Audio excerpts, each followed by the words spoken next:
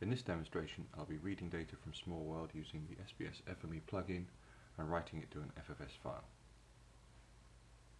To start, I select Generate Workspace, which gives me access to both the reader and writer formats for this environment. On the reader, I'd select SBS plugin for Smallworld. On the parameter panel, I can then define where to go and get the data, the server and the service, as well as the user ID and password, which may be required to change authorization levels on the server.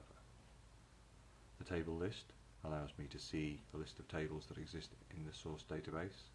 The alternative allows me to designate which version I should be reading data from. Using search envelope allows me to define the min x and min y along with the width and height in the local database units that I should retrieve the data for. Additional parameters are available. Complex features indicates whether or not features read from the Smallworld database will contain all geometries encoded into a single aggregate geometry on the feature. If it's a simple feature, each individual geometry is broken out as its own feature. External names allows me to specify when data is read from Smallworld, if it should be referenced and represented in the workbench using its internal name or its external name.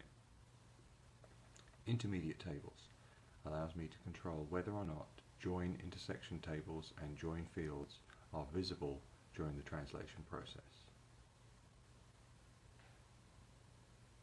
Selecting the table list shows me the list of database followed by the name of the table within that database. In this simple example, I will just specify a few features. GIS Hotel, GIS Min Road, and GIS Park. Select OK, and now I can specify the writer information. In this instance, I'll just use a simple FME feature store. Specify the data set,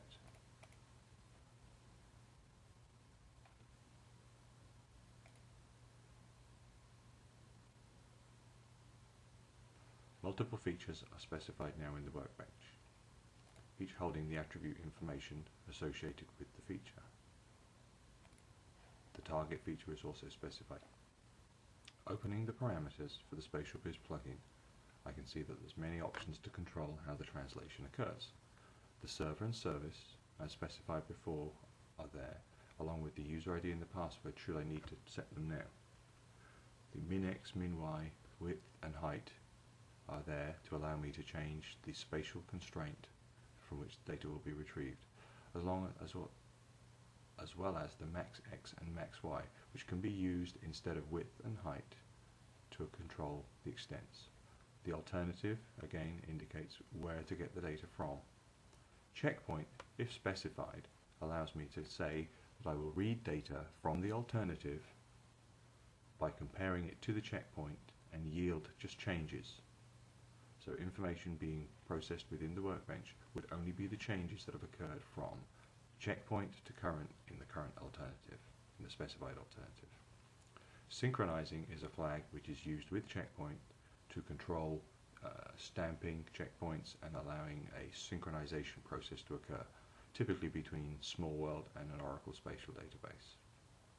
Scrapbook allows me to indicate that I will be reading data from a named scrapbook.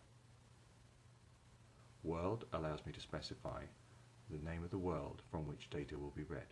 If not defined, the world will be specified as the 00 or GIS universe for that given database. Flattened Arcs.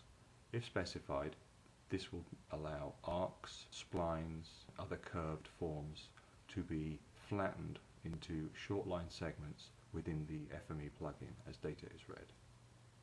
Character encoding allows me to define the character sets for the source data such that it can be translated between different character sets within the FME environment.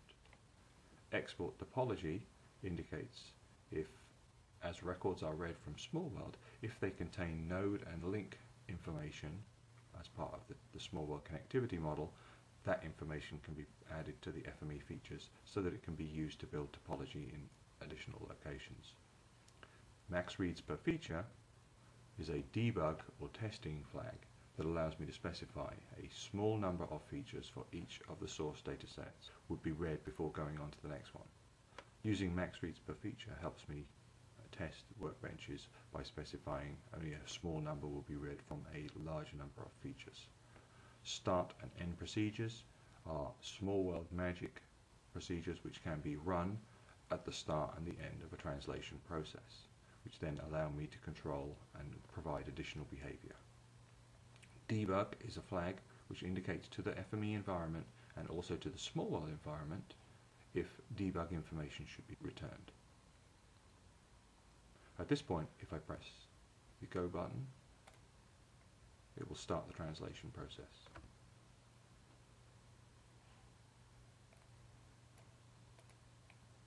Results output in the FME log indicate that 17 hotels were read, 831 min roads and 54 parks. These were successfully converted into target features. Looking at the Emacs session, I have additional information telling me the same thing coming from the Smallworld side. Sent 831 records for the table min road in 1.46 seconds with a rate of 565 records per second. Similar information is available for the hotel and the park tables. And then finally, there is summary information for this specific server run, indicating that it was open for 1.7 seconds. It read 902 records with an average rate of 511 records per second. It wrote 0 records with an average rate of 0.0 records per second. The resulting information written to the FFS files can now be read. Alternatively, I can specify to redirect to the visualizer for the writer side and then rerun the process. Results are now written to the FME Viewer, which allow me to then query that information.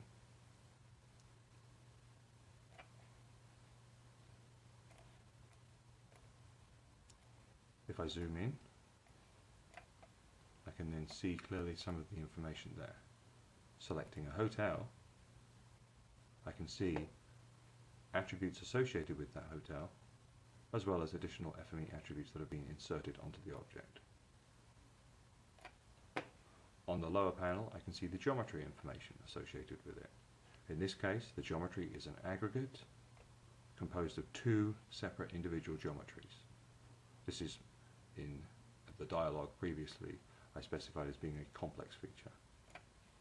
The first geometry is called the location and has a series of additional geometry traits. The second geometry is a text called annotation, which itself then has a number of additional traits.